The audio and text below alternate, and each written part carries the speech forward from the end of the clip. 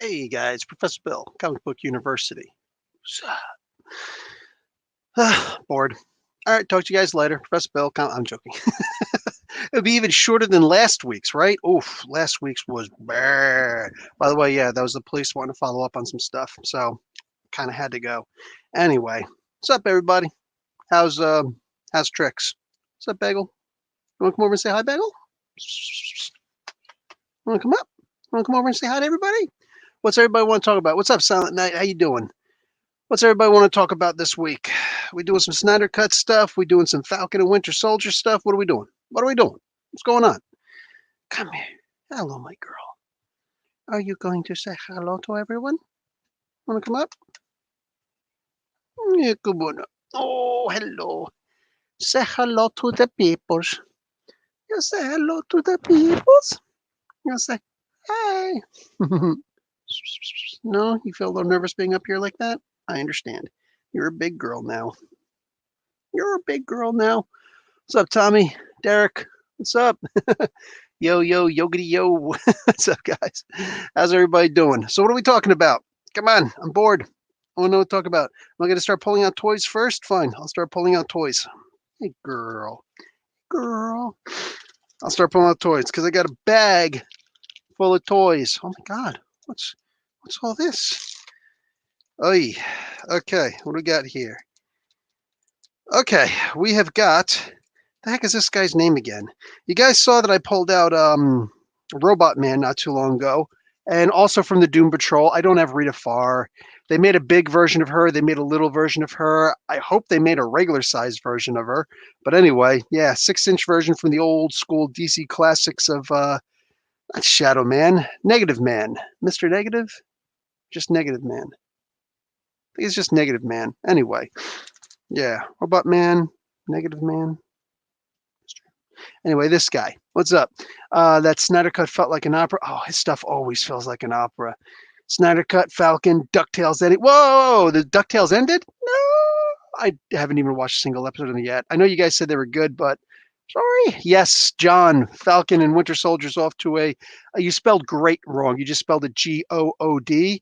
You spelled great wrong.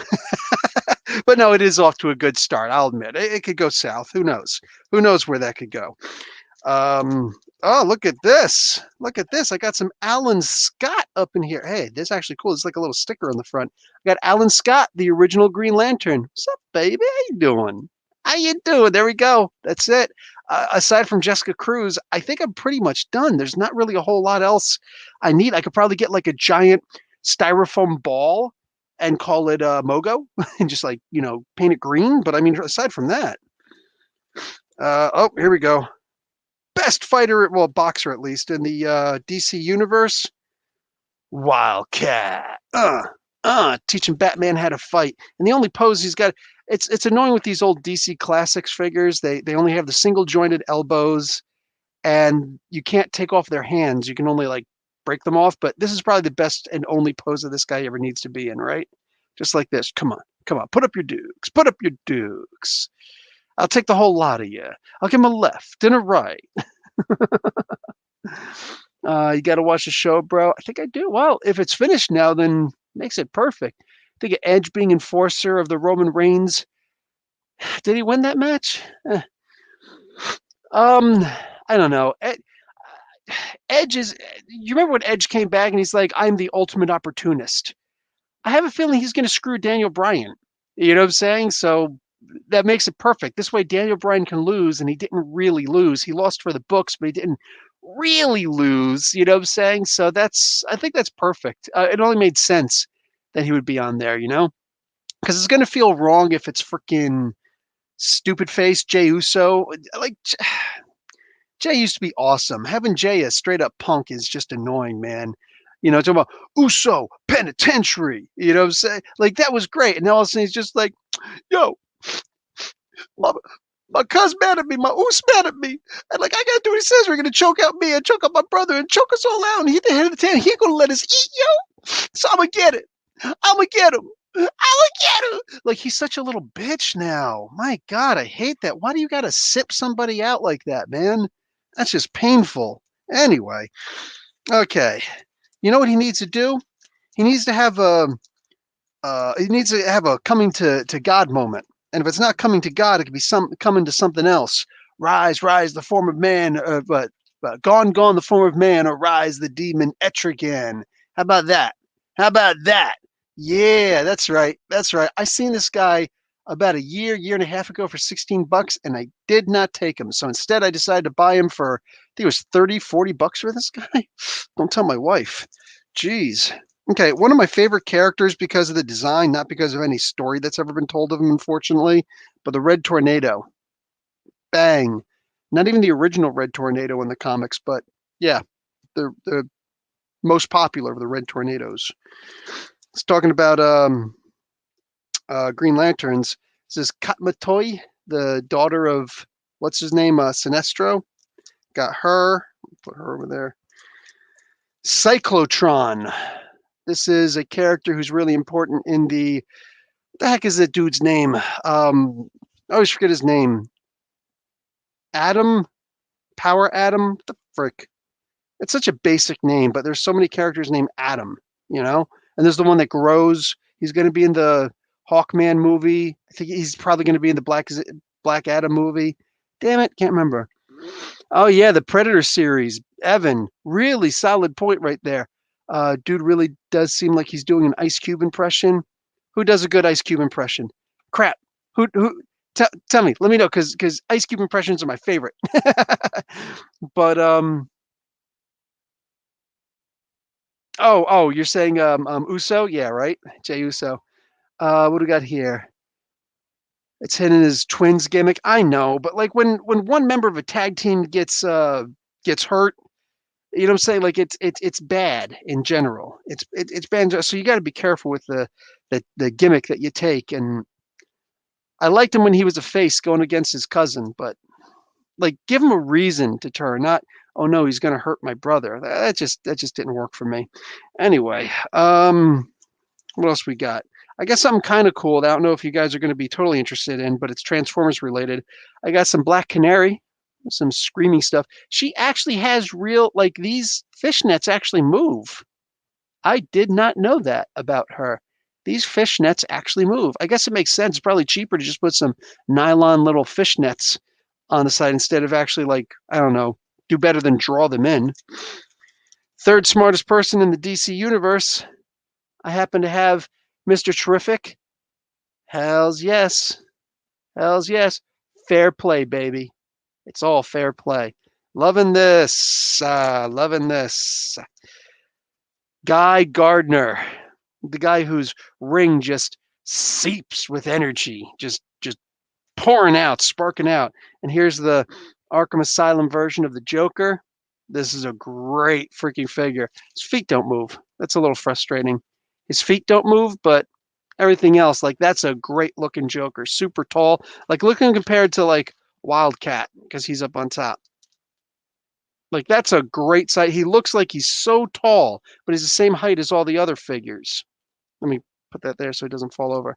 Looks like he's the same height. He is the same height as all the other figures, but he looks taller because he's so skinny. Like I love what they did with this guy. He's permanently bent like that. There's no real ab crunch for the character. He's in permanent ab crunch mode.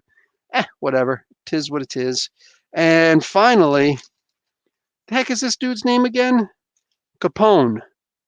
I got Mr. Capone, Mr. Scarface down here. Excuse me, Mr. Scarface. So a little doll. He just moves a little bit. Well, that looks like a Chucky doll, right? His arms don't even kip out.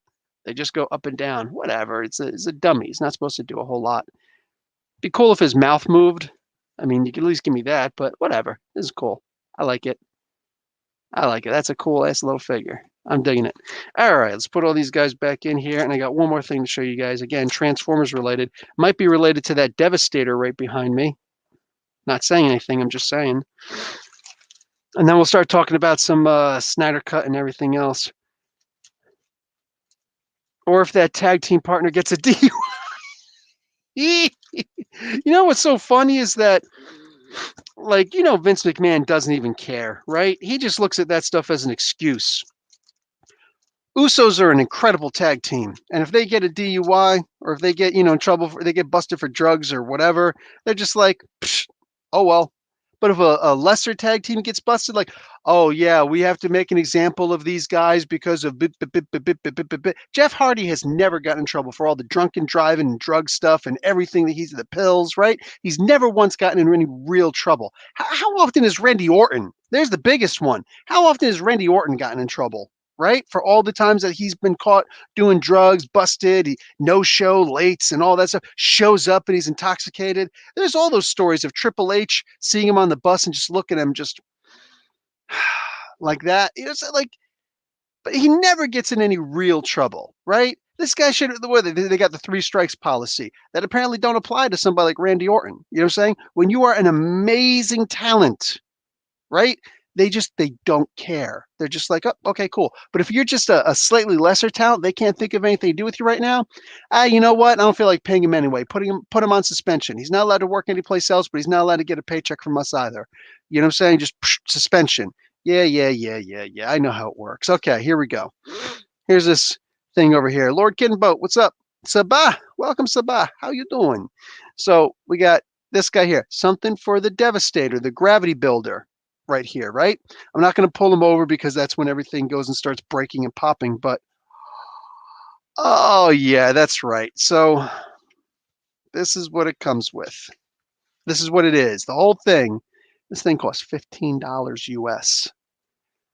But it's the gun. It's Devastator's gun. Because this is Gravity Builder. He don't come with the gun. And this is a gigantic freaking gun. And it's a little bit different than his purple, but I'm happy for that. Okay, yeah, if I start messing with this guy right now, I only dust him.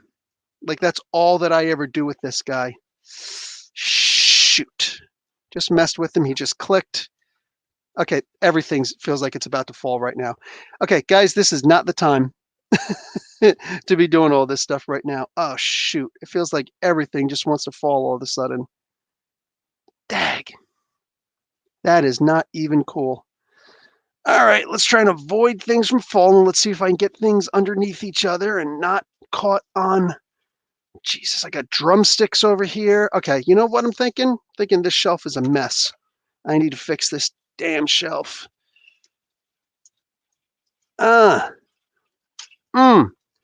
Fix yourself, fool. Turn to the side, mother fathead. Okay, be nice. Be nice. Be nice. Okay, and I'm just gonna, oh, here, I put the gun here. I'm gonna put the gun, I'm gonna put this rifle right over here to the side, because I ain't trying to mess with all that right now. Damn. I gotta start doing some stop motions with him soon. Because I think I kind of want to put him away someplace. I mean, he's beautiful right here, but joints are kind of loose. Oh, well, it is what it is. All right, guys, that's it with that. How about, who wants to talk about the Snyder Cut? Huh? Who wants to talk about some Snyder Cut up in here? And by the way, I just to let you guys know, I was not the biggest fan of the Snyder Cut.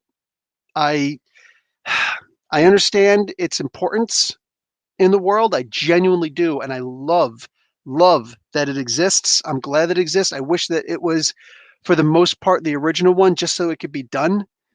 But I gotta admit, dude, I don't see any real major difference except the idea that it's longer. I'm going to be talking about it in more detail. I'm going to be a little bit more critical with it. What's up, Justin? Going to be a little bit more critical with it when it comes time for the podcast, the Comic Book University podcast, which will drop tomorrow morning. But for the most part, yeah. But if anybody's mad at me, you just remember, I don't know any of you guys who went and paid all this money, right? $150, I think it was, to be able to build this thing. Okay, so all the people are going to be like, you're not a real fan. It's always hard. It's always like the guy who wants to come out and be like, I know that you could be a racist, even though you're like married to a black woman or a black man, or if you're you could be anti-gay if you're gay. Like, there's a whole bunch of things that but like, that it's a real big showstopper when you say something like, you're a racist, and then the black wife comes out and just says, he's a what now? It's always like, you know what I'm saying? It's like, Well, he could still be a racist, but yeah, but like you lost a lot of ground in what you just said when something like that happens. You know what I'm saying? So in this particular case, all this money I spent for this, right? All the time that I spent watching the thing and whatnot, it's gonna be, you just don't like Zack Snyder's cut. I hear you. I mean, I hear you, but when I got this, bro, you can say whatever you want to say. This is a picture of me not caring. It just rolls right off of me. Yeah. God, I love this gun. And Ben Affleck, I like that Ben Affleck got some more scenes in because Affleck is just an absolutely amazing actor. The stuff that we didn't put in where he made the Flash look like a chump is really frustrating to see. Hey, Doug. What's going on, Doug? My man, Doug. J-Man. What's going on, J-Man? How you doing, dude? Hey, are you really hated it? Sorry, Wonder Woman murdering people. Jay, you want to come on the show? Let me send you a link, and you know what? You and I can both talk about it. Where's the invite key? Yeah, got it. Okay, where is the J-Man? In the messages. I'm sure I've sent you something. There it is. Here you go. If you want to show up, you could show up. I'll see you or I won't see you, bruh. So many thoughts about Zack Snyder's Justice League. Oh my God. Doug, do you want to pop in and say hi too? Do we follow each other? You know what? It doesn't matter. We're friends on Facebook. So I'll tell you what, I'm going to send this. If you don't want to show up, you don't have to show up. It's all good. It's all good. But if you want to show up and say what's up, show up. Say what's up. We're all friends here.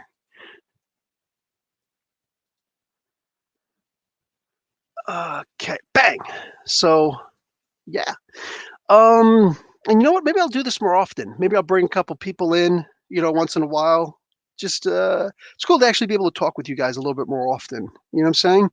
And also, while I'm doing this, let me get the Twitch. What's the Twitch link? This way I can get some more people coming in. I don't show up as often as I'd like in the Twitch groups, but here, invite people, copy. There we go. Close that. There we go. Later on, the Twitch will be up. The Discord be a bunch of people. Immediately after this will be a bunch of people in the Discord. I'll probably show up immediately afterwards also just to say hi. But excuse me. There we go. Oh, Doug won. Doug? Am I in here? Yeah, you're in. Oh, okay, cool. Sorry, I didn't have all my lights set up like I normally do. So it's all good, man. What's going on, dude? Yeah, I was just watching it this afternoon. I actually, whenever I see any comic things, I'm like, what does Professor Bill think about this? I was like after I watched the Winter Soldier, I'm like, I got to watch this video and see what he thought about it. Go ahead, Bagel. Hey, thanks for inviting me. It's awesome hanging out with you. I always like talking to you, man. Oh, you too, brother. Yeah, somebody in the chat said your beard looks like the freaking Walter Simonson run of Thor. It's epic. Yeah, somebody in the chat was saying what my first thought when I was watching, I was like, whoa, was like just the violence, and like when Wonder Woman threw that guy, I was like, dude, really? Come on, man. I mean, but I read an interview and he said like he wanted to depict like that's what it would be like to be hit by super strong people, which I get, but yeah. They're also heroes who know that they're that strong and wouldn't just be like casually murdering, people left and right. I was like, this is a little, I don't know how I feel about that. What's funny is Wonder Woman is the most likely out of the Trinity, Batman and Superman and Wonder Woman. She's the most likely to hurt somebody. Yeah. But at the same time, she didn't have to kill those guys. I mean, she's the kind of person that knows I don't have to straight up like mangle these people to defeat Exactly. Yeah. That's one of the things that kind of bugs me a little bit is when stuff like that happens. But I mean, I knew this was going to be the case from the after I saw Batman vs Superman. Yeah.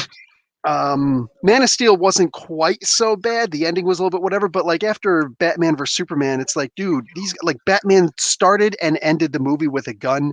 Same exact thing with this one. When you look at the scenes, he started the movie with a gun. He had that shotgun against Doomsday, and then at the end he's got that bolt action rifle with a 4-minute conversation with Joker. Meanwhile, he's talking about every Deathstroke also. We can't stay out in the open for too long. And like, well, let's have a conversation where Mira is talking about, I'm so tough. I'm going to put my trident through his heart, and I'm going to shut up. You're supposed to get out of the freaking, like, you're in a desert, an arid area. Get to cover, damn it. And then Joker, ah, ah, ah.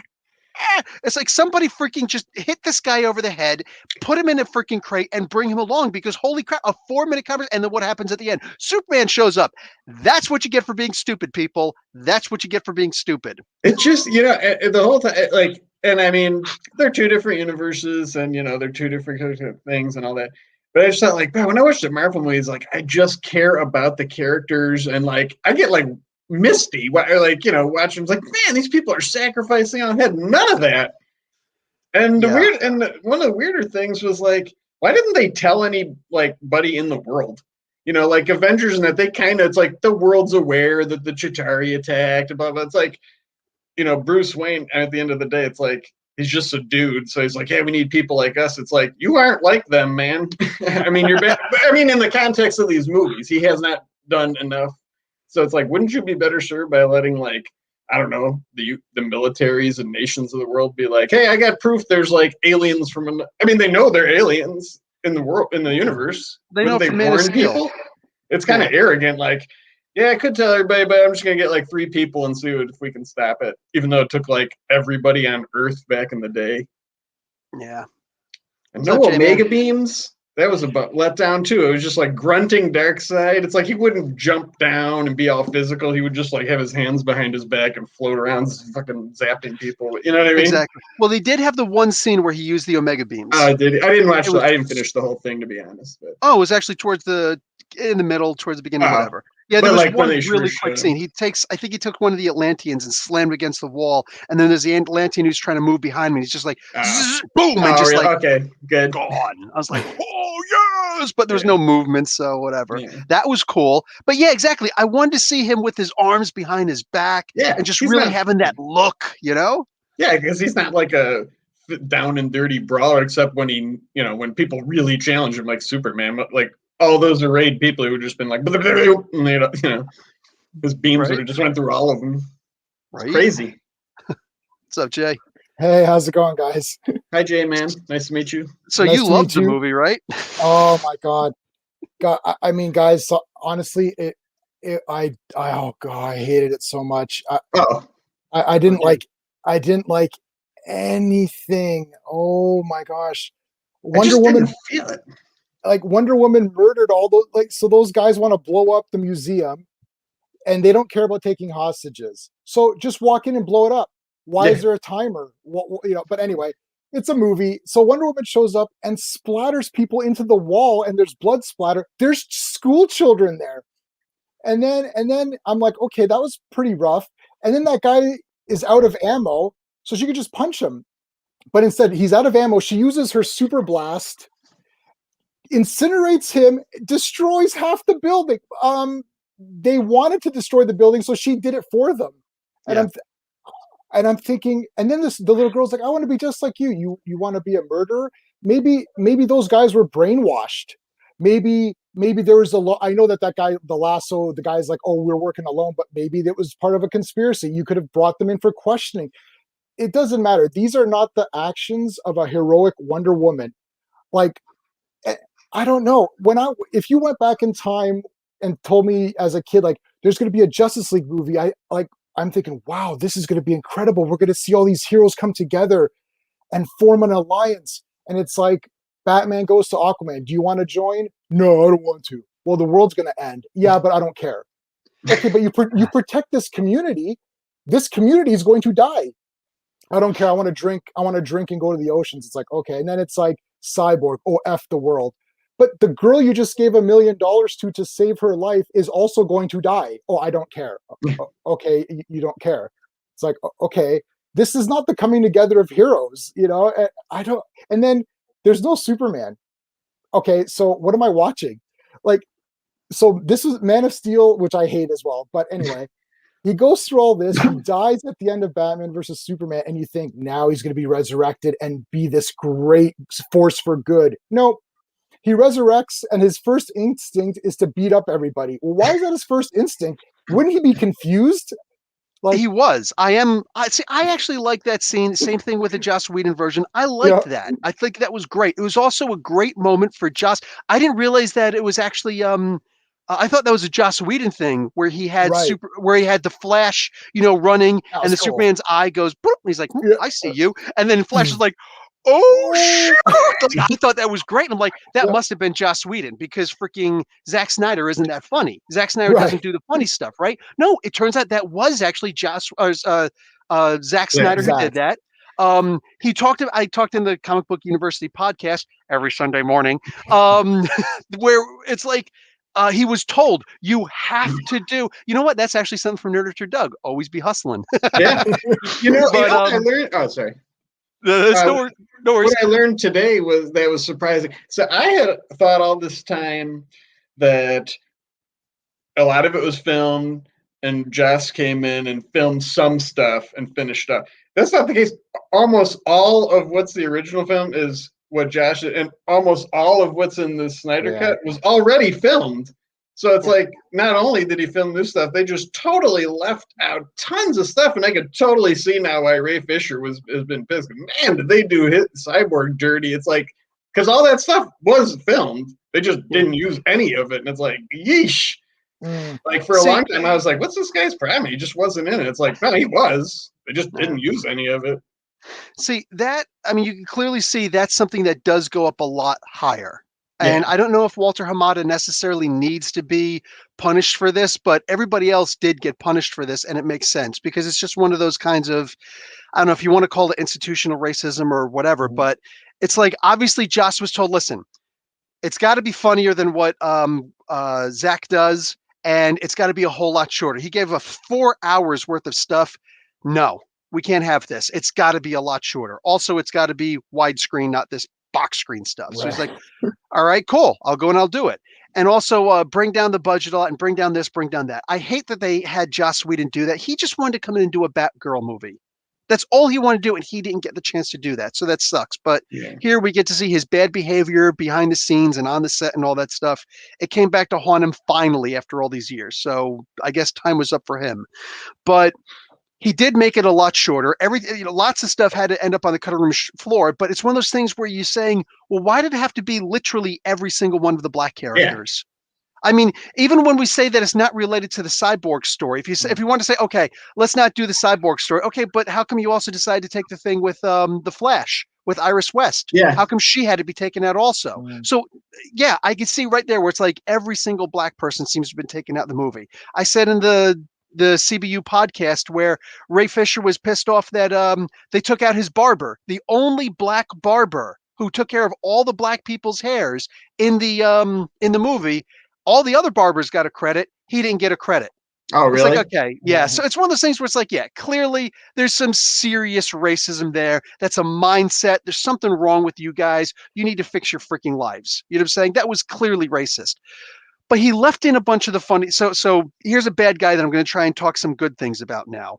Anyway, he left in a couple of the funny parts. He definitely shortened some things. The CGI, I mean, he didn't change anything with Darkseid, or excuse me, with he took out Darkseid, which I understand. This was supposed to be the final cut for the DCEU as far as the Snyderverse is concerned. So I understand. But like he did crappy CGI with Steppenwolf. You know, say whatever. I understand it wasn't finished, and he's just like, let me just whatever. You know, Zach did a better job on it. Good job. But similar to what you're saying, Jay, man, if I was to walk up, like after I just went up to New York City to see the best IMAX movie screen ever to watch for the first time 300, because that's what I did. I went all the way up there to see for the first time 300, the biggest IMAX screen, huge box seating, everything. It was beautiful. And I'm sitting there, and this is from New Jersey, right? And I'm sitting there and watching this and like, God damn, 300 has got to be one of the best movies I've ever seen. If a police phone box would show up and this big-haired British dude were to get out and just come up and talk about, hey, you're not going to believe this, but in like 20 years or so, that guy is going to make a Justice League movie. I'd be like, what? He's going to take the Dark Knight Returns and make it into a movie. I'm like, what? If that's the only information he gave me, forget, I might not That have would lived. actually be cool because that is like a good blending. He has that like dark humor and dystopian stuff. He loves the Frank Miller stuff. I wonder how Everything short the movie would be if they didn't slow down so often. Well, the beginning of this movie, of the Snyder Cut, where it's just like they're redoing the things with Darkseid, right? Or not Darkseid, Doomsday, right? Yeah. And we got like 4 minutes. Actually, it was like 2.5 minutes of Superman. Exactly. It's like, did we take this from an Aquaman movie? You remember Aquaman used to do the boop boop boop boop boop boop with the Was that supposed to signify? Is this Black Canary? Like, do we really need 2.5 minutes of this? Yeah. Was that supposed to be like my takeaway was like people out there in the universe knew there was a Kryptonian here, so don't mess with Earth. And then him dying was like, oh, free game now. Is that what it was kind of supposed to be? A lot of it was that. It was also the way that I felt. It was a lot of like everyone heard the last breath of Superman. Mm-hmm. Everyone heard the death knell of Superman, which by itself, if it only went on for like 30 seconds, maybe a full minute. If you wanted to have some interruptions and maybe have like a total combined 1 minute of this to really make it hurt, because I'm watching this in the beginning, I was like. Yeah. It's not earned because Superman was nothing but a villain the entire previous 2 movies. Like with his parents in the Man of Steel movie, his Earth parents were scum. They weren't Ma and Pa Kent from the comics or from the cartoons or from any other form of media. Yeah, they were not utilitarians. They were the Ayn Rand followers, objectionists. Mm-hmm. Say like, I'm not interested in an objectionist Ma and Pa Kent. I have zero interest in this. And you had amazing actors for them to sit there and say, maybe you should have let those kids on the school bus die. Mother fathead, to coin a phrase. Yeah, people keep saying that Superman's an alien, but actually he grew up as a human with the best values that you could possibly have. That's the point. He's the alien. He's the most human of all of us. Correct, right. And the whole point is that he is an interesting character in the hands of great writers. It's like Batman is easy to write because, okay, he solves a mystery, fights some bad guys. Okay, that's cool. And they do that on CSI every week or whatever. But like, Superman needs good writers to get the humanity out of him. And he is very relatable. It's like sometimes I feel like an outsider and he's an outsider. Sometimes I hide who I am from other people and he does as well. There's so many things to Superman. There's so many facets to that character that are not present in any of this stuff. And, he's supposed to be a beacon of hope. And literally when he's choosing his costume, when he resurrected, you hear the background like, oh, you were put here for a reason to do good. Okay, nothing says symbol of hope like a black costume. And it's like, right, the black costume was supposed to absorb solar energy, but you know what? He looked pretty strong. I don't think he needed that. And then even if he did, at the end of the movie, he pulls the shirt open and it's the black costume anyway. And I'm thinking, why is that? And literally it's like, well, he's more badass that way. Yeah, because Superman's a badass anyways. He's so badass he can wear his red undies on the outside and alien gods are still scared of him. I love the red underwear, to be honest. Neil Adams was so pissed off when they took away his underwear in the New 52. He's like, I don't want to see this man's junk. He's supposed to be like campy like that. Like, yeah, I'm going to be the big blue Boy Scout and look silly, but I'm still awesome and really powerful. I'm 45 years old. You're about my age, right, Doug? Yeah, 44. Okay, 44, and J-Man? 43. So all 3 of us here. So all 3 of us are children of the 80s. We went to high school in the early 90s, right? Yep. Did any of us get to wear? I'm actually not wearing a Dungeons and Dragons shirt today or whatever, but could we wear a Dungeons and Dragons shirt? Could we wear a superhero shirt? Could we wear any of that stuff in high school back in the day? Nah. You didn't want to be a part of that. I don't even think they sold most of those things back in the day. You know what I'm saying? Mm-hmm. So at the end of the day, we all know what it's like to be Superman. We all know what it's like to be. It's like, dude, I could put on a pair of glasses or take off the pair of glasses, but I'm an entirely different person when I'm playing a game of Dungeons and Dragons with my friends And no, I'm not going to let any of my other friends know that I do this stuff. I'm on the track and field team 6 days a week. I'm in the weightlifting room, you know what I'm saying, hanging out and just, like doing my thing. But when I'm off, when I'm doing my Dungeons & Dragons, when I'm sitting there reading my comic books, my mom says, hey, your friend so-and-so is over to see you. Put them back under the bed. You know what I'm saying? Put them in the closet, wherever they got to go. Like, that stuff goes away. Unless you have the specific friends, right? You don't go over there. Like, we all know what it's like. How hard is it to make a good Superman movie? But no, Zack Snyder isn't interested in making a Superman movie or a Batman movie or a Justice League movie. He's interested in making a Frank Miller movie. And there's a way to do that. Yeah. And this isn't it. He said he wanted to come over. I said this in the CBU podcast. He said, you know what? I could be tempted to come over and do a Marvel movie, but only if they let me do Daredevil. And of course, which version of Daredevil did he say he wants to do? The Frank Miller Daredevil.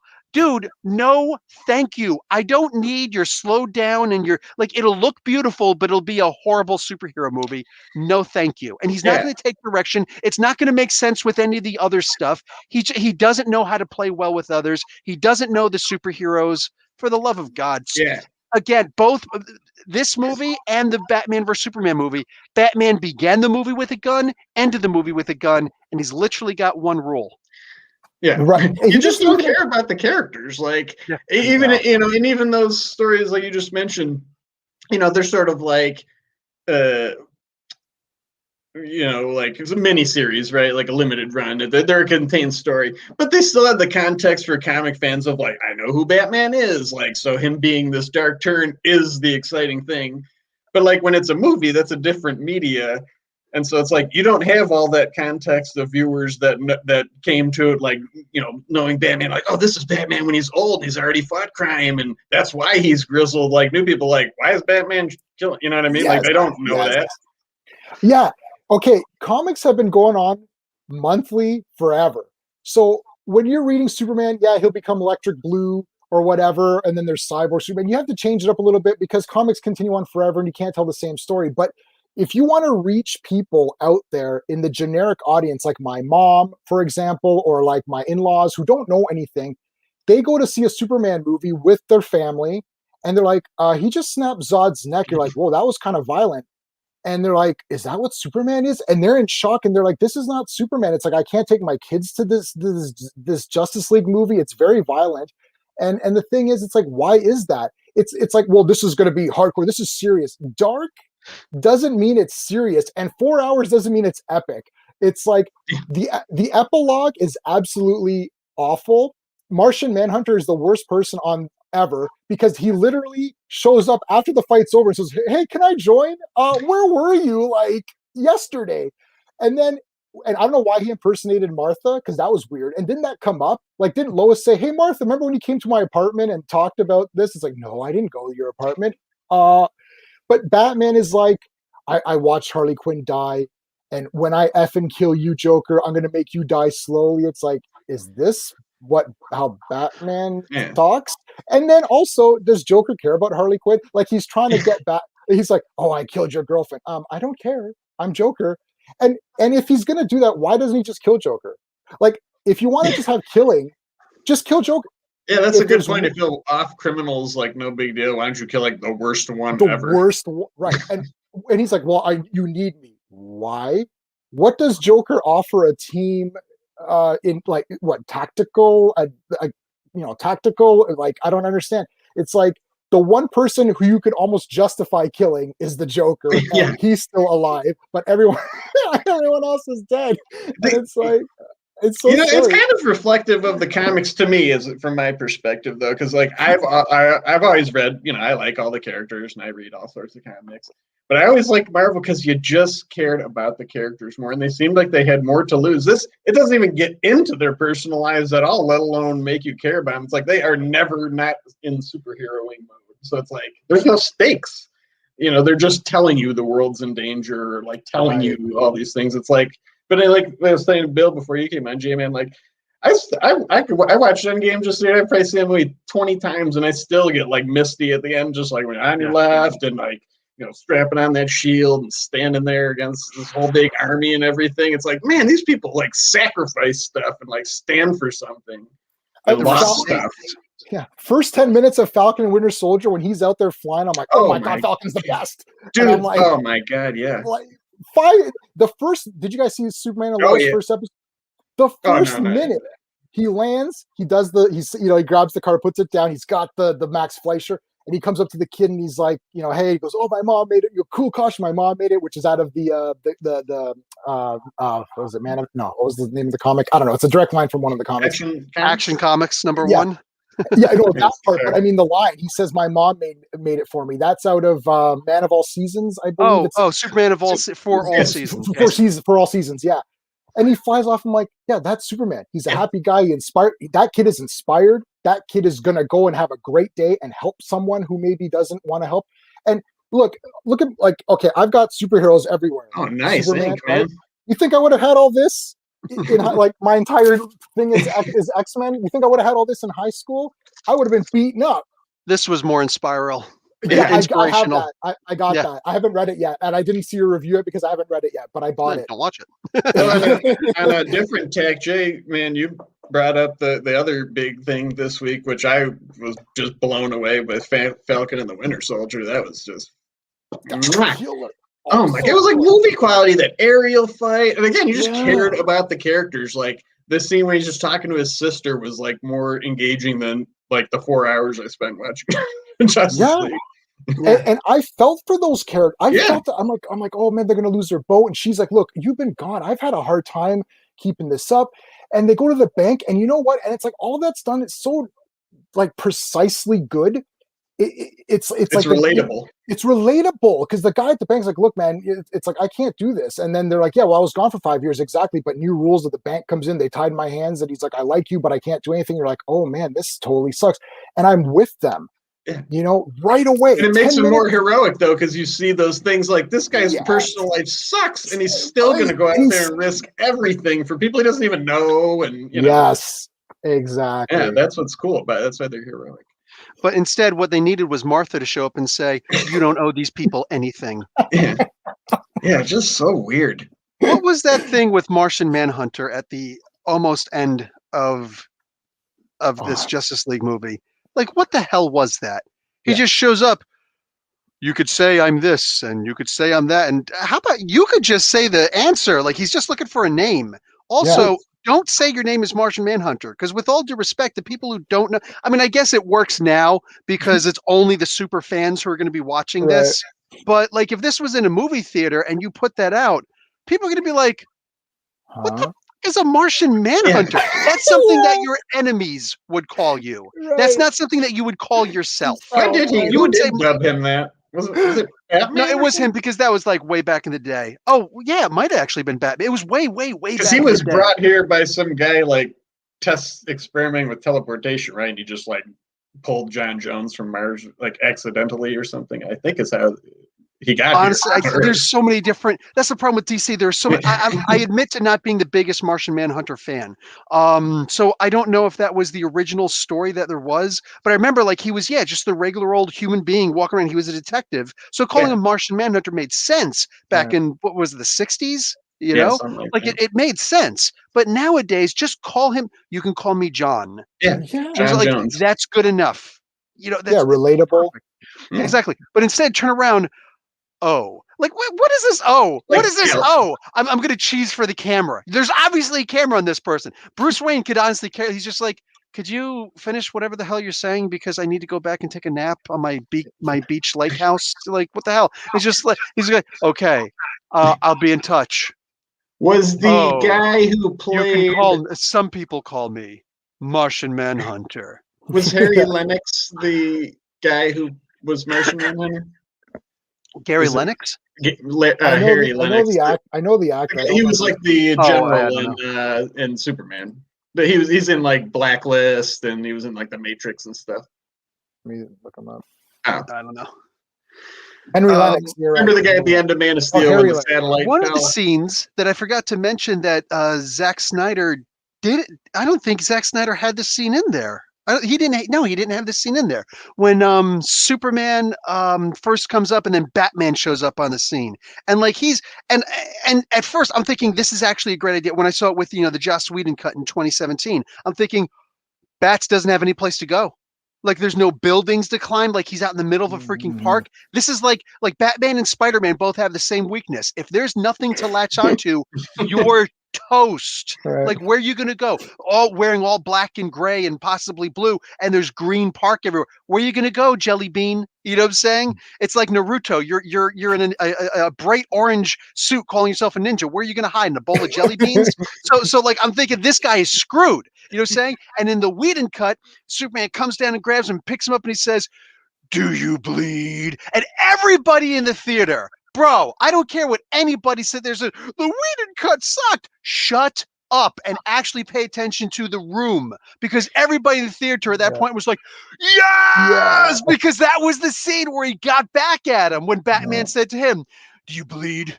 Because you will." So when Batman said that, or when Superman said that in the Justice League, that was great, and that wasn't in this Whedon or this Snyder cut. It's like, what a missed opportunity! Because he totally let the straight up like international terrorists get away to have a quick conversation with Batman and that. Because he was chasing guys that were like stealing military grade weapons in BVS, and he was like, they can get away. Oh, I know what you're saying. Yeah, the guy from the Matrix. Okay, yeah, the guy that was in the final 2 Matrix movies. So yeah, that guy. You said General. I'm thinking General Zod. No, yeah, Stanwyck was his name. So if he was that guy this whole time and he knew what was going on, why didn't he get the military? I mean, again, it's just like I was saying earlier. Like if they know the world is being invaded, it's a little arrogant to be like, okay, I'm gonna get like 3 people and fight this myself and not tell anybody or warn people.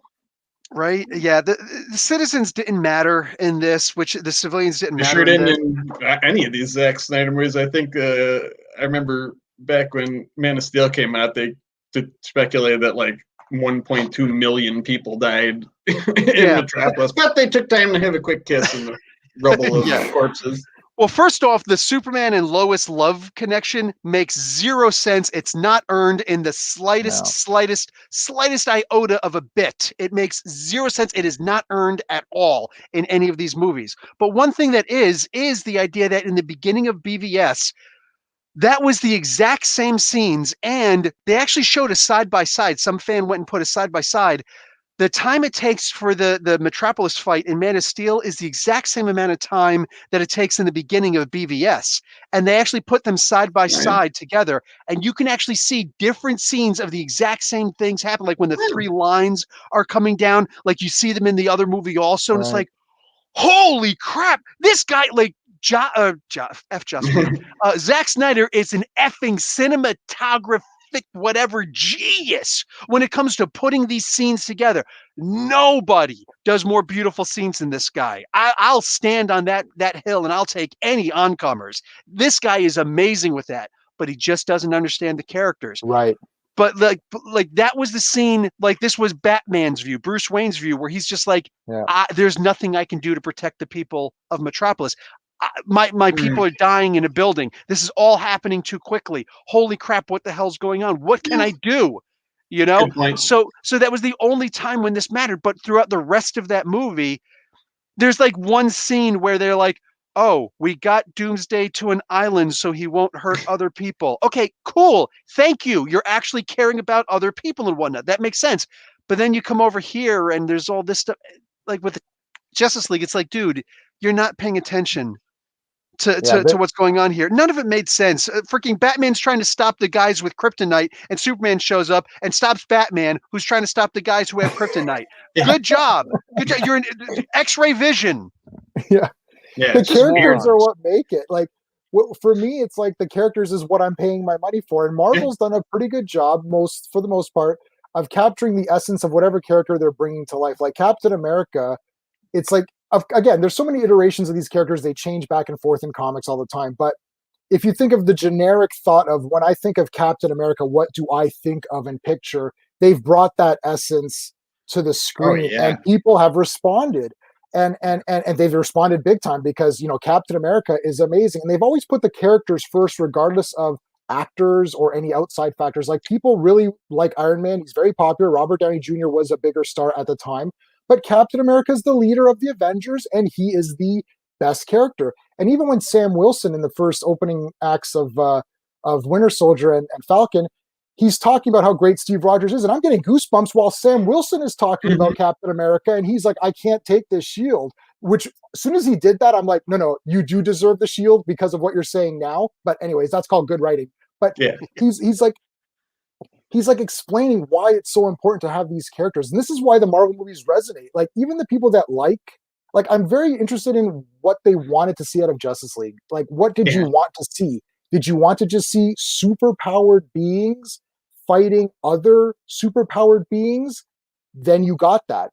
Were you interested in seeing Wonder Woman and Superman and Batman team up to fight? Because you didn't get that. Superman does nothing.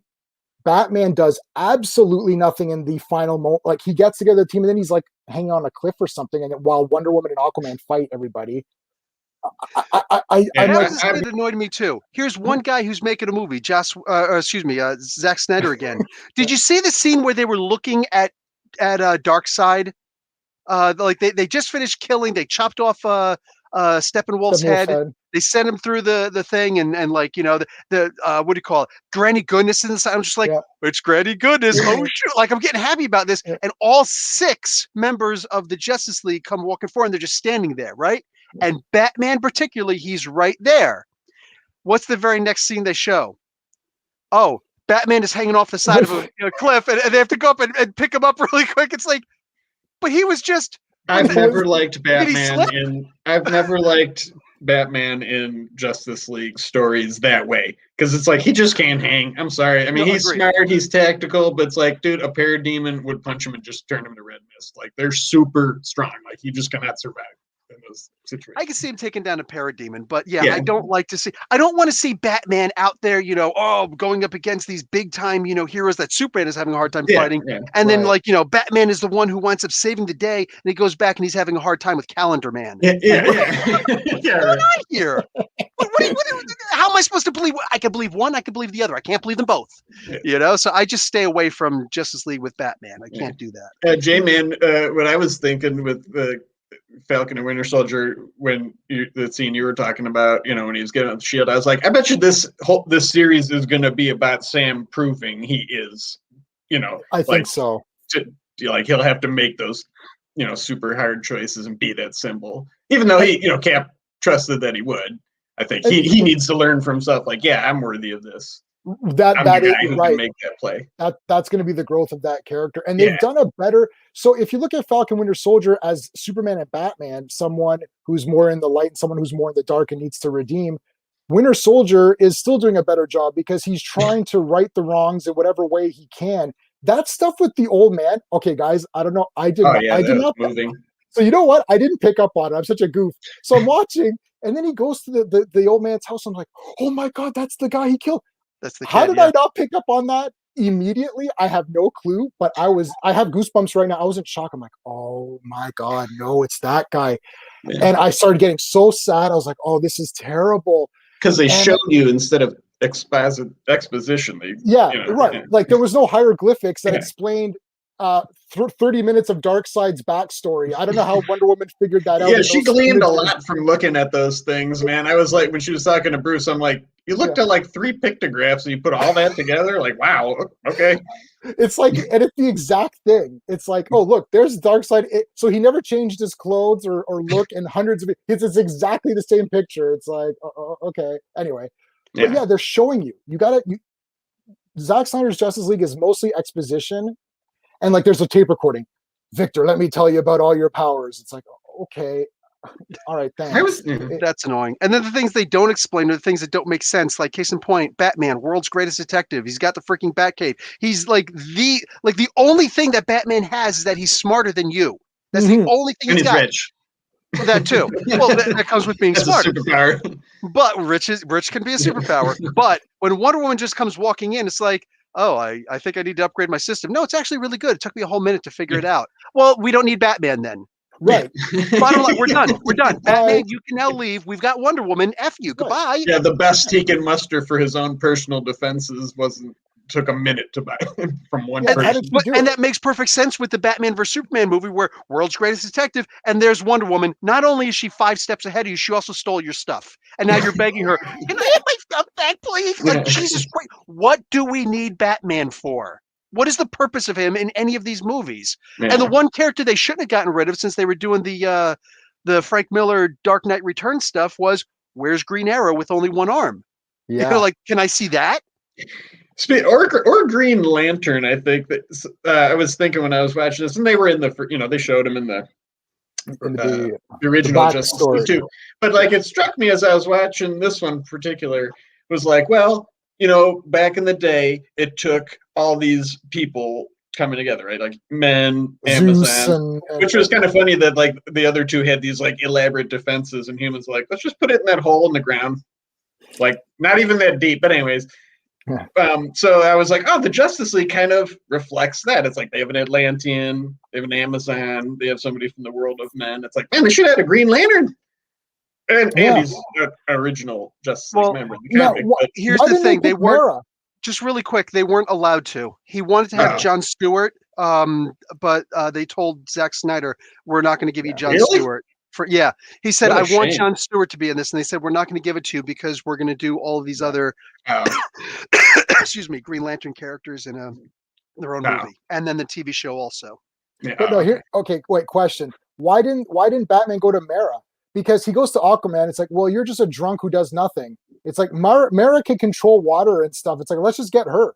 Or why don't we get her also? Like, I'm putting together a team. It's like, well, bring your girlfriend along. She seems to be better than you are. It's like, get her involved. It's like, why are we convincing Aquaman who doesn't want to? Just get Mara to do it. Like, why couldn't she do it? I don't understand. It's just weird. Get more Amazons. Like, get more of them to come. Like, well, no, I understand they didn't want to leave Themyscira because of whatever. Right. It's goofy. It's goofy. Just the idea that here's these women who, like, you're super badass tough, but you're still using bows and arrows. Right. For crying out loud. Sorry, like you. From the way that they're explaining, and it's very different with the comic books, but the way that they're not explaining it and just moving forward with it here, it's like, so you tell me women aren't smart enough to invent machine guns? Like, is that what you're telling me? Or they're just so badass they don't even need them, I guess, is the point. I think that they needed them when the Germans came and killed a bunch of them. Yeah, right. The Wonder Woman movie. So yeah, those arrows did nothing. It's like they shot 4 million arrows, but okay, once you shoot one arrow and it doesn't do anything, you could just stop shooting arrows at this point. It's like, stop wasting. Well, that's when all of a sudden Christopher Walken shows up. He's like, I got a fever, and the only cure is more wood and arrows. Yeah, like, it's like when you shoot Superman, you shot him once, well, it didn't work, so you just stop shooting now. Like, Well, I don't know. That goes back to the serials, the 12 episode serials, the black and white ones, where it's like the one guy is like shooting him, he unloads all 6 bullets in him. He's like, I'm going to throw the gun. It's like he stood there for bing, all 6 bullets. He throws the gun, and Superman's like, you threw the gun at me. I'm gonna whoop your ass now. It's like, oh shoot, you should have thrown the gun. Look, you can shoot at me, but don't be throwing stuff. In the Captain Marvel, the Shazam serial, which is great, there's a cliffhanger where there's like a guillotine that's going to come and chop him in half, and I'm like, that's not a cliffhanger. It's not going to do anything. And the next one, it just like breaks, and you're like, okay. I love serials though. I have so many serials. It's crazy. And that Captain Marvel is the best one. Is awesome. The Spy Smasher is good too. Spy Smasher is really good too. I don't think I ever saw Spy Smasher. I'll take a look at it. I was talking about the superhero ones. Oh yeah. Speaking of smashing, what do you guys think about reinterpreting Flag Smasher as a group? I thought that was pretty cool in Falcon and the Winter Soldier. I'm okay with it. And the Falcon Winter Soldier. Plus, it looks like there's going to be a guy that's like the main Flag Smasher there. I don't know why they're not calling it Ultimatum, but I guess it makes sense. The whole group realistically were like anarchists. Yeah. And I don't know if they can... I don't think they want to make them too much like Antifa, and I don't think they want to make them too much like anarchists either. I thought they explained it pretty well. They said like during the blip, like nations weren't really paying attention to wars because there just wasn't people around to enforce them, and so nobody cared. And now they're like, now everybody's back. It's like, oh well, let's put our borders back up and everything. And so they're kind of like, hey, we were doing fine without all this government, and I want to bring it back. Like F that. That's what I interpreted. That sounds No, that's right. exactly what I saw also. It's just like bringing it too much back, like with Ultimatum and everything like that. Like Oh, the yeah, original yeah. purpose of the Flag Smasher was he didn't want nationalism anymore. Yeah. In which case, how do you make that guy a bad guy nowadays? Oh, When I see what you're when saying. Grunwald was doing that back in the day, oh yeah, absolutely, not nationalism. But then what's the use of Hulk Hogan versus Sergeant Slaughter, for crying out loud? But nowadays, it's like, wait a second, no more nationalism, no more riots at freaking cricket and soccer games. You know what I'm saying? No more countries fighting countries because he's the bad guy because he's flying the wrong flag. Can we make that guy a superhero? So Maybe yeah. they'll twist it up where they will have some sort of sympathetic element to it. I mean, Marvel's pretty good at doing drama. It would be a good challenge for the heroes. Like, maybe these guys aren't all wrong, especially with like Sam's personal things with like seeing how people are treated now too. Maybe they're like, I don't know if these guys are. I mean, their methods are bad, but they might have a point. So that could be a good mental challenge, or like like a spiritual challenge sort of thing. At least it's starting off with characters that you care about. That's man, yes. And like that. When I love how they treated his PTSD and stuff, but he was talking to the therapist. I wasn't in the military, but I know a lot of people that were in the military and stuff. That seemed pretty realistic. Yeah. Even that was handled well, and when you start with characters, even if the story has some flaws here and there, which it doesn't really, but even if it does, you forgive a lot because you want to see the characters continue on. That's it's like Christopher Reeve Superman. It's like he's awesome. If he's in it, it's somewhat good. He elevates the material sometimes, right? Yeah, I think Henry Cavill could do the same thing. To continue with what you were saying about the therapist. The one thing that I wanted to complain about that they fixed immediately was that she was a former soldier. Oh, yeah. Even if she wasn't on the field of battle or anything like that, the idea that she was actually in the military was perfect, because I'm like, why would anybody hook him up with somebody who was not in the military, who doesn't understand classified information? You need to talk, otherwise I'm going to start writing all this stuff down. I'm going to give you bad grades and things like that. Hello, all the classified stuff that he's got. So she would have been debriefed on several things. Yeah. She would have been briefed, and she would have had certain things like, okay, certain things are red flags, certain things, you can't talk about, certain things you talk about, but you can't talk about. She would have had a certain level of clearance. She would have been authorized to speak with him. I'm like, done. This whole scene could continue how it was going, and I've got zero complaints about it.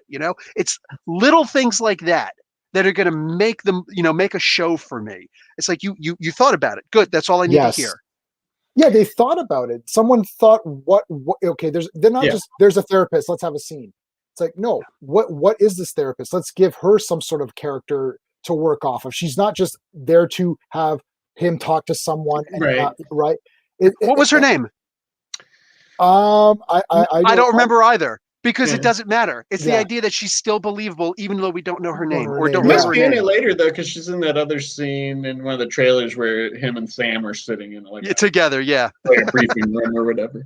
But and what a great arc for that character too. It's funny because like most of these characters throughout, like even Wanda and Vision, I think I was reading an article like in total in the movies, I think together they had about 23 minutes of screen time.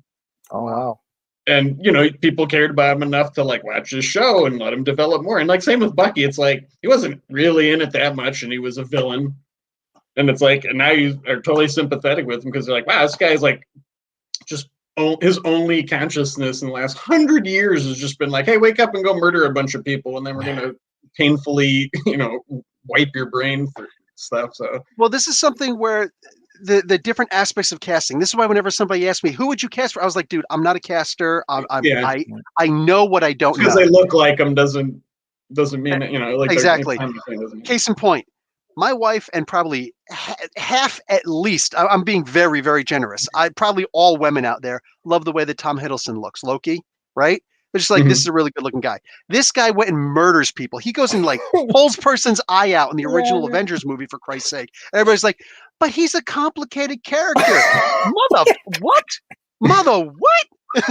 He pulled out a dude's eye, like he murdered all these people. Even Thor was like, "He's my brother. He killed all these people. He's adopted." Like they weren't playing around with that, but they know how to cast a good-looking guy, or just guy, girl, whatever. They know how to cast somebody for the looks. Yep. They know how to cast somebody for the acting ability. They know how to cast somebody because you know what Tom Hiddleston's original role that he was trying to go for the Thor movie? He wanted to be Thor. Oh, really? He auditioned for the Thor movie. They're like, we like you, but not for that role. Right. And sorry, they know better than I will ever know. Mhm. You know, so Marvel is great with everything that they do. Dude, Henry Cavill is he would be an amazing Superman with the right script. Yeah, it's all about For the sure. writing. I mean, every actor will say that. Yeah. It starts with the writing on the page. Yeah, I agree. I mean, Henry Cavill is a great Superman. He's got the look. And he's a good actor. Yeah, the guy barely talks in those Witcher things, but like, I want to throw a coin to my Witcher. Like, this guy's freaking awesome. You know? Yeah, he's a great actor. He's cool in Mission Impossible. And... Yeah, that's Man right. from Uncle. What about Man from Uncle? I don't know if I thought I didn't see that. Oh, he was great in that. That's that old show that they did like a movie on. I remember the old show. Yeah, I didn't see I don't like to watch reboots anymore. Me neither. But he was. The Rock is supposed to do a Spy Hunter. They've been talking about him doing Spy Hunter for years. I played the video game. Yeah, I was like, I played the video game on 8-bit Nintendo and in the arcades. It was great. But I don't want to watch a damn movie with it. I didn't watch Rampage. I saw Rampage just for the fights, and I love Rampage the game, but I just watched it for that. Anyway. I'm a kaiju. If there's any monster in it, I'm definitely watching it. But all these stupid little video games that I got, these little guys right here. Oh, yeah, they didn't make a freaking Rampage yet. What the hell? There's a small Rampage. There's definitely a small Rampage. I've seen one around for sure. Baloney. I would have seen it. They got Contra, and it's like $60 up here, and I'm thinking about getting it anyway. Yeah, you know what? I think I don't think the translation of the game was that great for Contra, and I tried Bad Dudes, and I don't think that was that great either. I've got Bad Dudes. Yeah. Was it good? No, was it okay? It's the exact same, except when he wins at the end, he doesn't go, "I'm bad." He doesn't do that. But aside from that, it's the exact same game. Oh, it's the same game. Okay, cool. Yeah. I'm bad. Yeah. So, what other sorts of agendas do you have for your Saturday night AMAs? But I've listened to a lot of them, but I don't know how the sausage is made. Do you have? No, I just talk about. Let's talk about some stuff until we get bored with talking about some stuff. And if you want to leave, you could bounce. No, that's cool. I love talking nerdy stuff with. So what about Superman and Lois? Are you guys into Superman and Lois? I haven't watched any episodes yet. How are you watching them up here? Because you're up here in Canada also. You're like practically my neighbor. I can hook you up with my person if you want to. You just downloaded it. Yeah. Oh, okay. Yeah, I don't know. It's on Space Channel. It's on Space Channel, but you have to buy. I don't have Space as part of my. I have Rogers Ignite. I don't know what you have. Canada is a really weird place for a lot of things. First off, it's not illegal to download movies or music or anything like that. It's illegal to share them.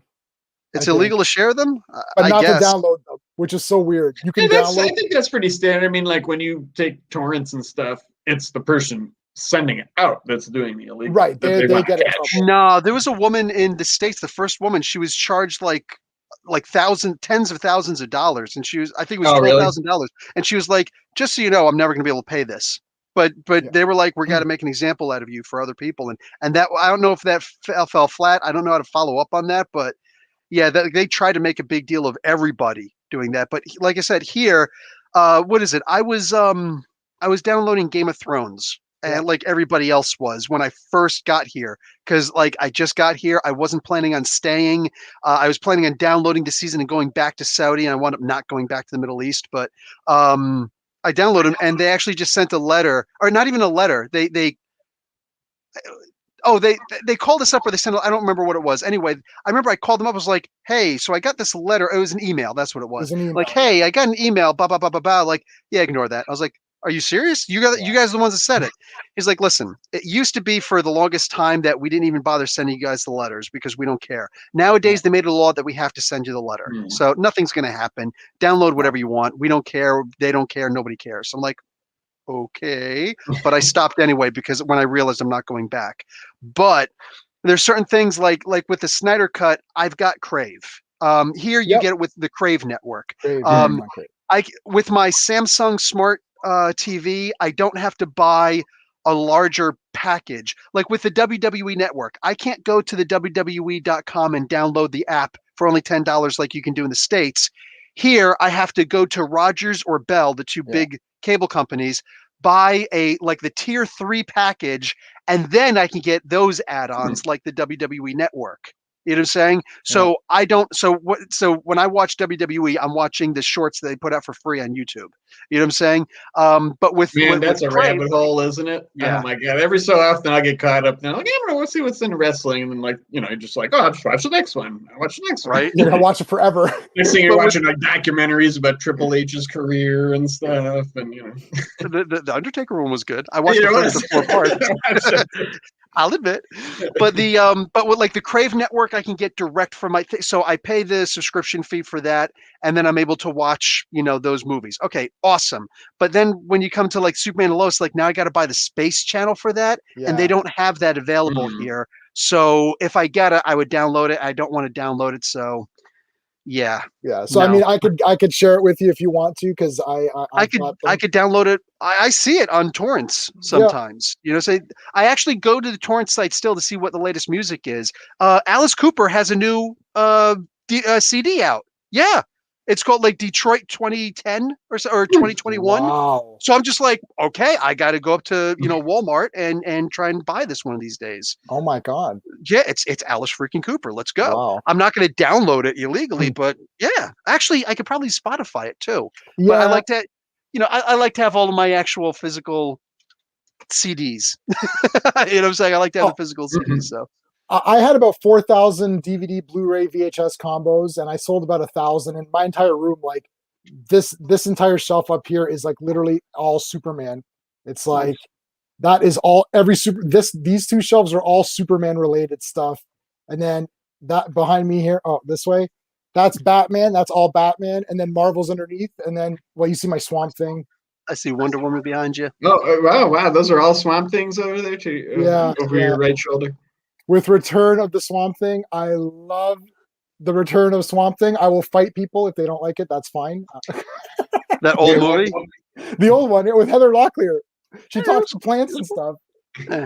It's campy. It was cool. I liked it. It's jokes. For what it was. The Swamp Thing TV series was pretty cool. No, I saw the first episode, and then I saw news that it was canceled. So I was like, oh, okay, so I can't watch anymore. But then it turns out, no, they were still finishing the series. So I was like, oh, son of a bitch. So I never went back and saw it. There's a cliffhanger, though, but they actually have the Floronic Man, Drew isn't, and he looks pretty sick. He looks pretty sick. Doom Patrol Season 1 was great.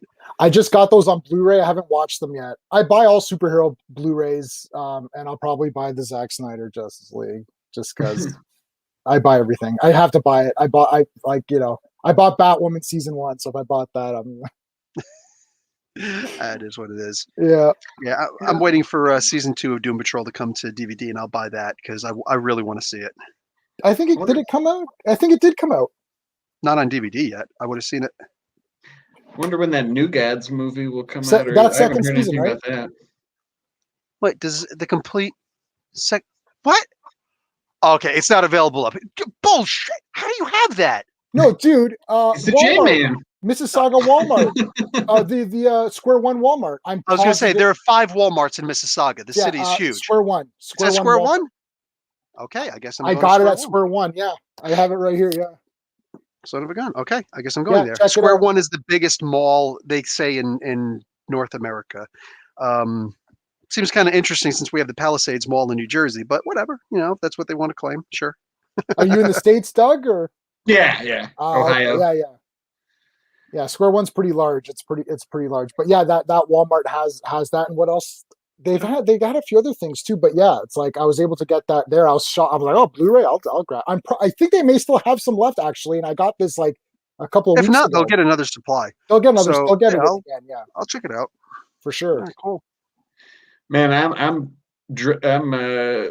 anxious about that New Gods movie because Bill, that's my jam, and it's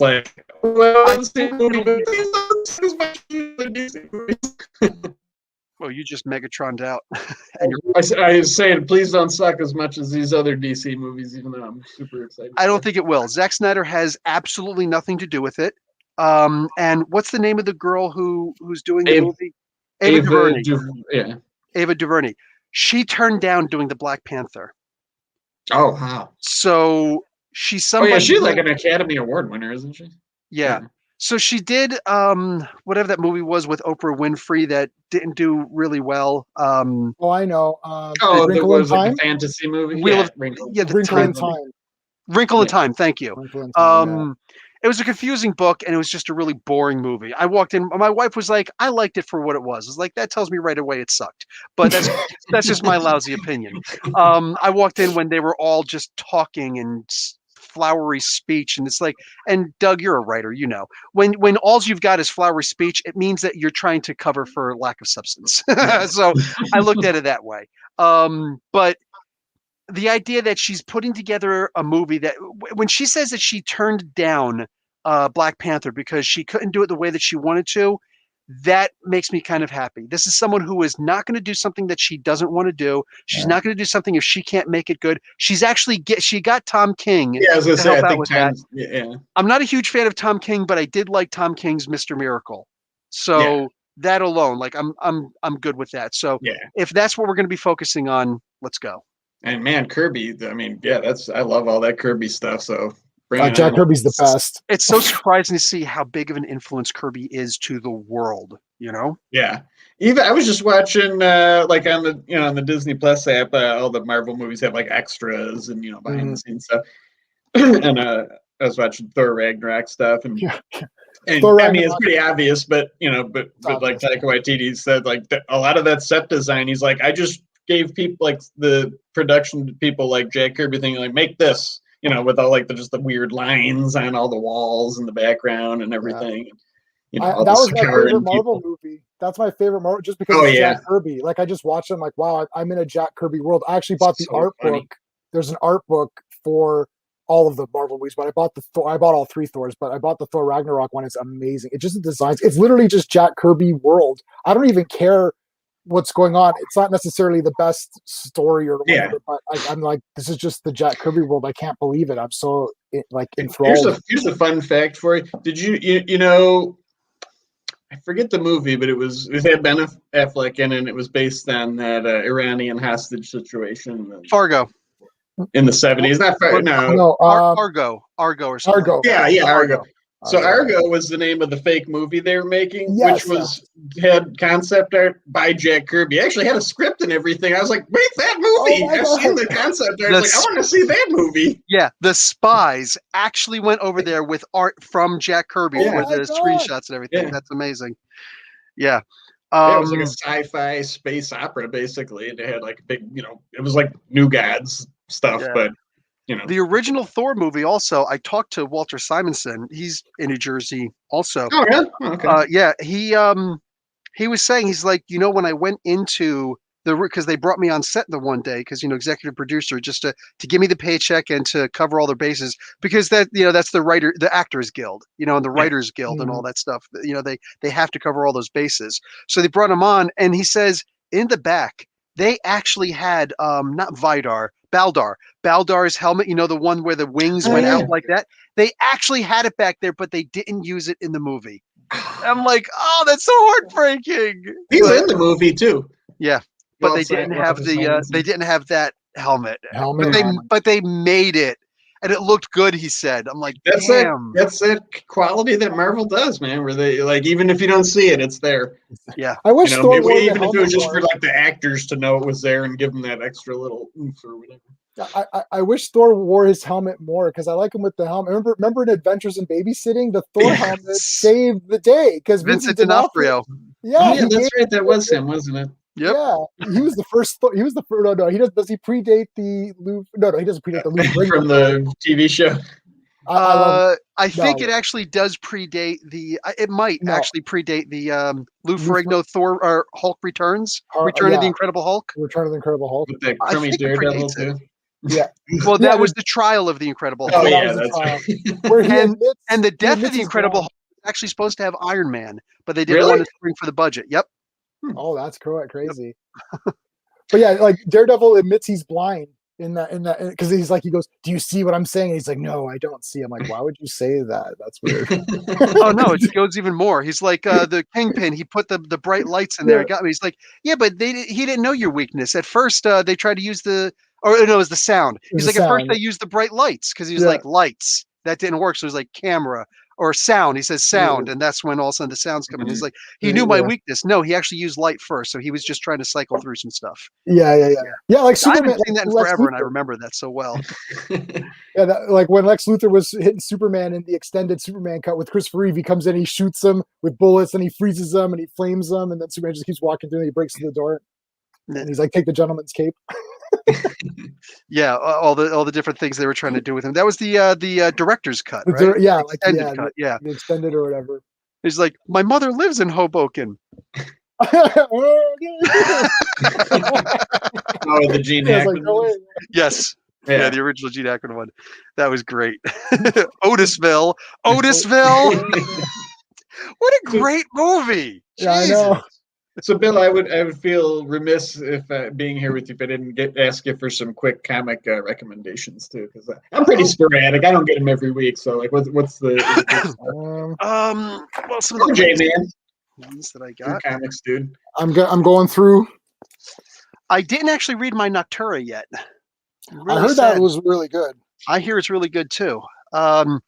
Anything that Benjamin Percy is writing right now, he's writing X-Force and Wolverine. Those are actually really good. Wolverine is X-Force is awesome. Wolverine I was kind of interested in getting back into some X-Men a little bit. So I like. Did you like Nightwing, Bill? I didn't see your thing yet on it. Yes, I just put it up yesterday. I think it was.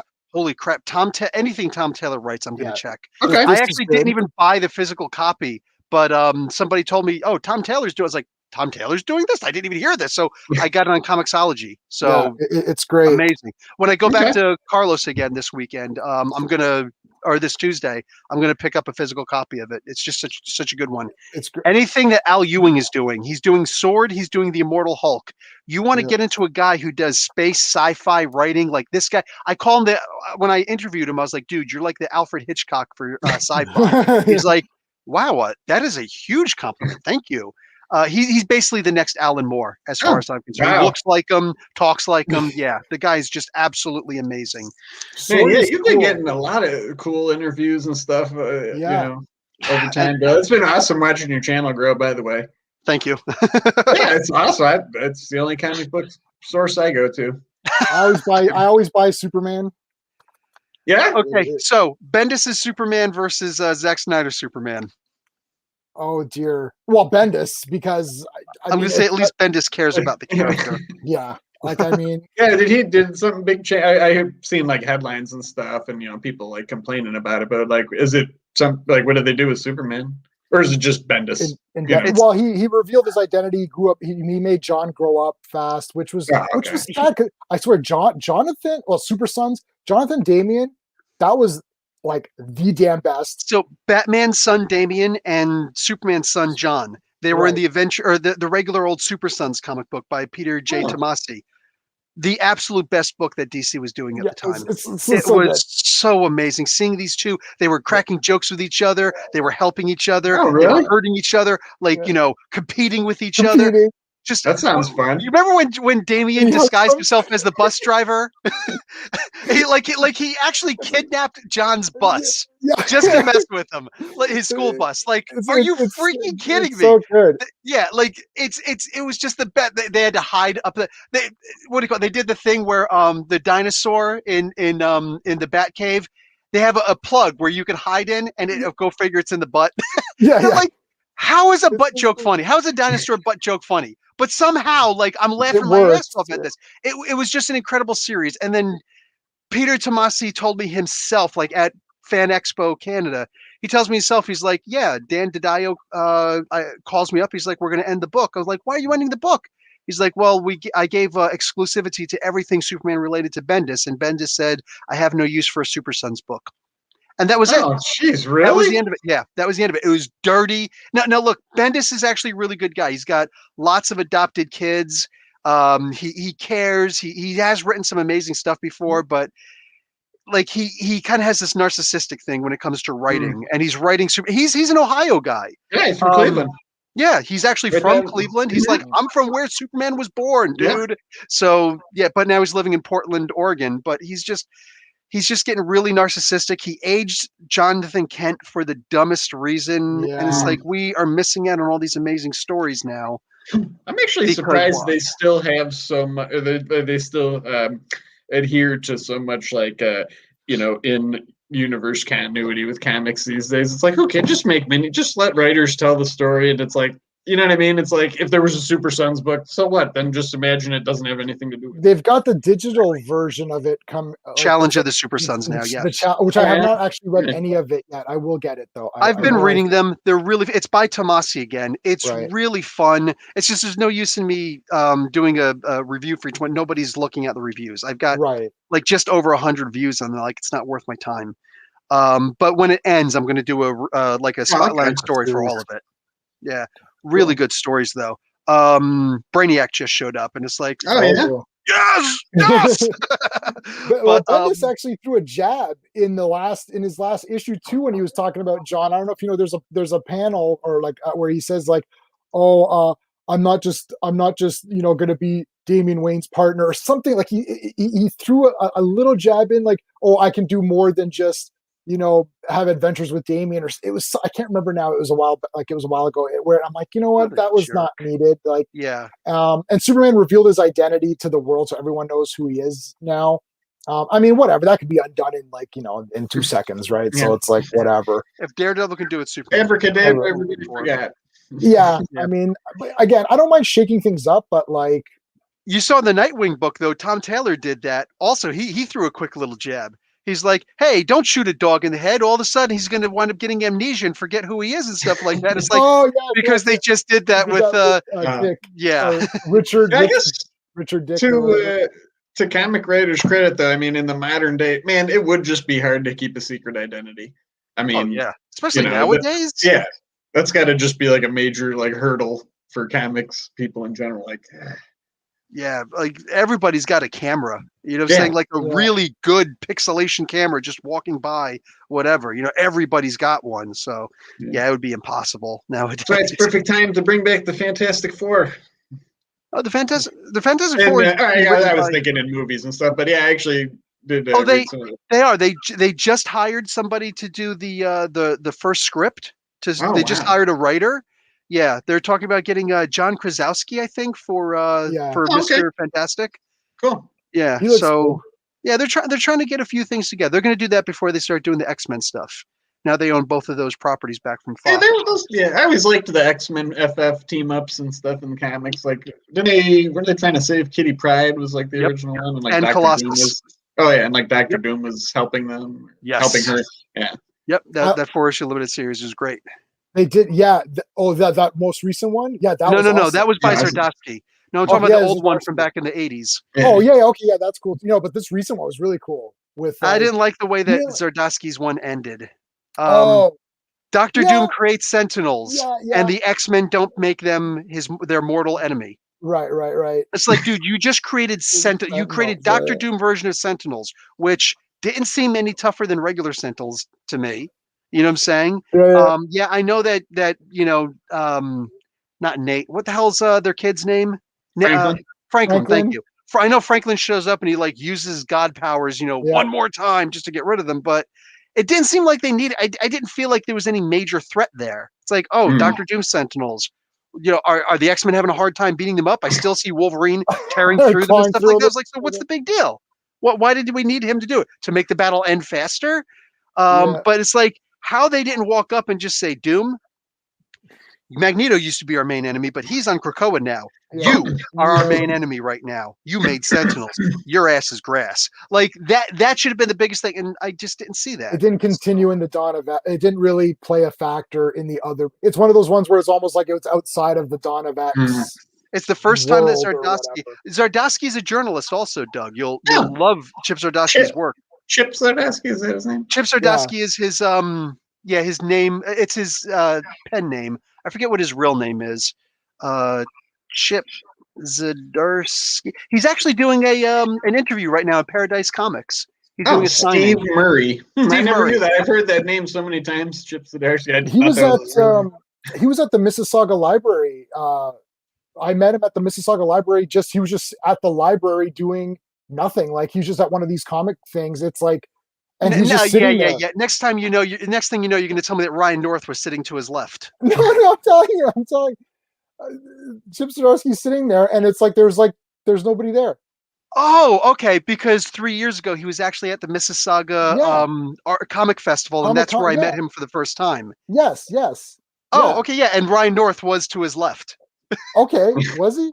The guy who wrote Squirrel Girl. Yeah. And then they went and they did. Oh my God, I didn't know. Wow. And then they both went up and they did a big thing. Yeah, I met him there, and I bought another copy of Peter Parker's Spectacular Spider-Man issue 1 because I didn't realize he was going to be there, and I forgot to bring my copy for him to sign. So I bought another one from him for $5, and he helped me he's like, here's a bunch of it's like, you got a bunch without Mylar bags and cardboard backings. Like, oh. So he gave me like 5. I was like, dude, thank you. And he helped me to bag my comics. Gosh, I was like, wow, that's cool. Wow, this guy's the coolest guy in the world. And that was the first time he told me about his favorite character was the Fantastic Four. That's his favorite characters, and how he would want to write that. Huh? He was doing the 2-in-1. He was going to do. No, he didn't. He didn't start doing the 2-in-1. He showed me an image of what the thing was going to look like in 2-in-1. I was like, he's like, dude, you can't tell anybody. But I was like, dude, I got like 12 subscribers. Nobody's going to hear it.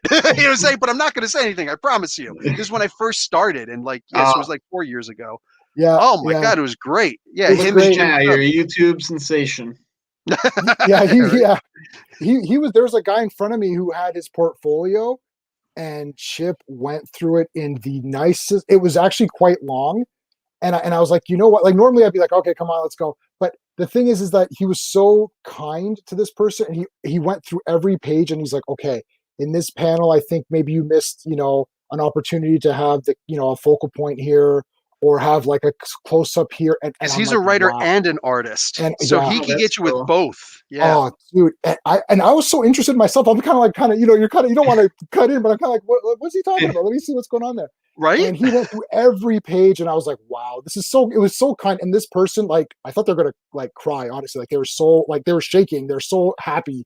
And I thought, wow, Chip's the best. I know this took a little longer, normally these things, it's like, okay, next.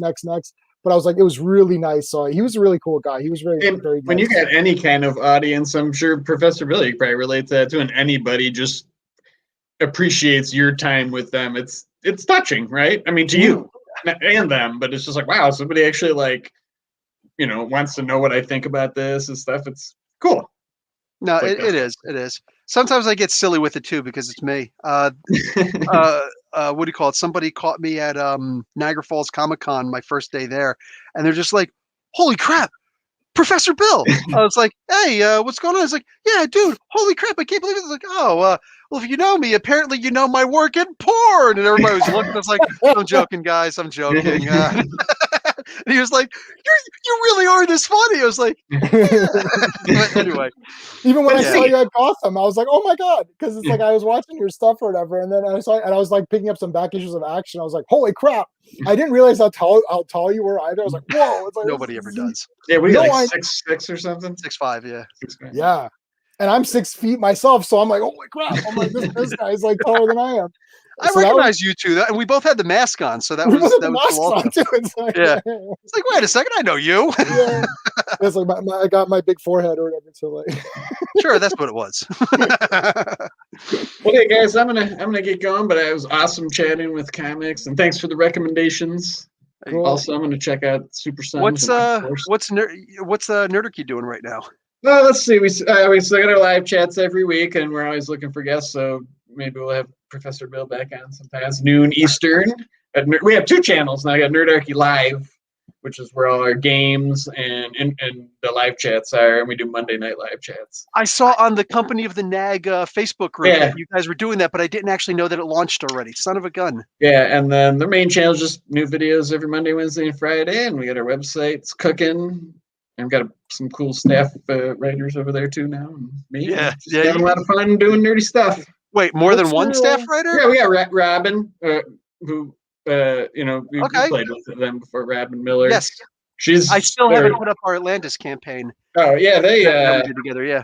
Yeah, they do a ton of writing and helping with the products. And then we got Stephen Partridge, who's another YouTuber, and he writes stuff every week. And he has a YouTube. He's also just like an author. Like he writes fantasy novels, but he writes posts for us too. And he plays. And you guys are still selling the thing that you did out of the box. Out of the box, yes, which was the huge freaking Kickstarter success. Yeah, that's it right there. God, that's amazing. All these quotes and whatnot. So, what's it like just being like a multi-time published author, man? You know, it's weird having this. It's like the kind of it's like my dream job because like I got no hours. I get to have meetings about like magical, like serious work meetings about like wizards and stuff. But it's also weird because it's like because there is no structure. So I'm like my whole career in life, it's like I had a job, I had to be there at a certain time, and there's deadlines, and it's like, I have one other employee, one fellow employee, no oversight, nobody gives me any crap, so I'm pretty much just left to my own devices. I guess it's intimidating but fun because it's like, well, I'm greatly responsible for the success of this company, so if I could just screw around all day and not do anything, and nobody would probably notice, but that would just hurt me and the brand that I like a lot too. So yeah, so it's awesome. I'm Dave's one of my best friends, so it's cool to like help him like achieve his dream and get closer to that. Yeah, it's freaking fantastic. What was your channel? Nerdarchy. It's called Nerdarchy. Nerdarchy. Yeah, all one word. Oh, I think I've got it. Yeah. In fact, I wonder if I can here. Let me actually throw it to everybody. Yeah, I actually see some of the people in your chat. We had some crossover. Raven and Ravens. Yeah, he's one of my mods. The dude's freaking awesome. Oh yeah, he's got the wrench. I think I seen Mark Guerrero in a few Nerdarchy chats over time. Oh, dude, is this RPG stuff? Yeah. Oh my god! Mostly D&D, but yeah. We used to think we had a lot of videos until Professor Bill came around. Then with his 5700. Man, I started with Advanced Dungeons and Dragons and like never looked back. And I played the TSR to the face rip thing. I still have. I have two of those. That's still one of the best games, I think. I love that system and it's fun and. Yeah, and Professor Bill is an awesome expert to go to for any knowledge of that. Ed Brisson is saying he's considering doing a face grip with me. Yeah. Oh, really? Ed Brisson, on Facebook. He's a great guy too. Yeah, he's a great guy. He just admitted 2 days ago. He's like, okay, guys, yes, I got accepted to do the Predator series. So because Disney bought Fox and they own Alien and they own Predator, so he's going to be making a. Yeah, he had a wildly successful Iron Fist and Ghost Rider series, and now he's going to work for the X-Men. So he's going to be writing for Predator now. So and you're going to run some face rip for him? Maybe I can convince him to come on and do some of that stuff. Well, hey, CBU University fandom, then that means you have to go out and tell Ed Brisson how much you want to see him play face rip with Professor Bill. Because as a content creator, who people often say, you should get them on the show. It's like, you should tell them you want them on the show because one person, of course, the creator wants them on, but there's like one person asking, or there's a bunch of people demanding. Yeah, right. So go hit up Ed Brisson and tell him you want to see Professor Bill. Don't harass me though. No. Just say how cool you would be. I get so much anxiety. I'm so embarrassed asking people to do interviews and stuff like that. So I still deal with a lot of that anxiety. But this actually ran really long, so I think that. Jay, you had surprise guests and everything. Yeah, I try. All right. So we'll talk to everybody later. Make sure you check out J-Man's channel. Make sure you check out Nerdarchy if you're not already, because you should. And that's it. So talk to all you guys later. Professor Bill, Nerdarchy Doug, J-Man, Comic Book University, class dismissed.